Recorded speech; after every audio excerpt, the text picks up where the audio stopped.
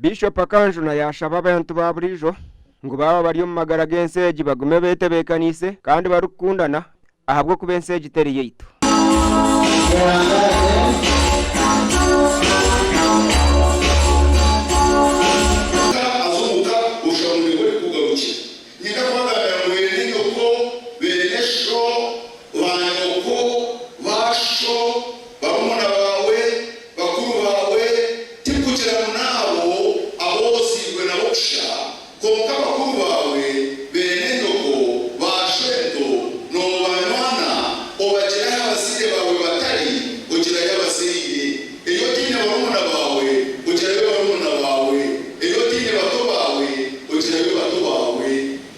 Bedon Burali isho omujenzi yayoleko kwabire nabayamba na munonga ombwiro bwabire atine mani. Okutwarira mwabira yakaburu muna wanje.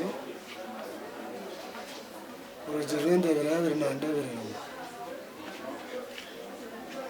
Kandi yabire mu mwana wanje munonga acuca amacabe nashirika. Nimana yamushirika. Nandaka kubira na.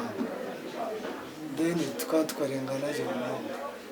Yashaba abanyadini okugumana babashabira.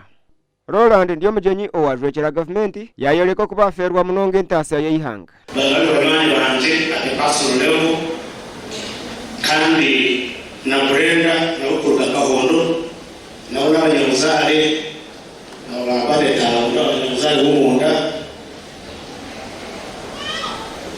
ebigambo Maroni Bishop nyoti nyere binji ako kubandi ubwoba bw'indi munonga abishiriro urukundo rwanje kubanza nkafeba data na afeba bona afeba urukundo kubanza tina murongo kwa shule mbele sawetu ni wali twebera akato esomwegono. Banywani b'omujenzi bayoleko kwa omujenzi abira ine programu nyingi ezabira yolekerere kukora. Sawi alimu alisosho hapo alimu ndakushiriza ya kansala ekitwe kiza kubaho. Amena chingana kile nurijo wachimanyi. Ivan was a key person who has been looking after our parents, our parents, and that's the father to Ivan. So see the burden is going to become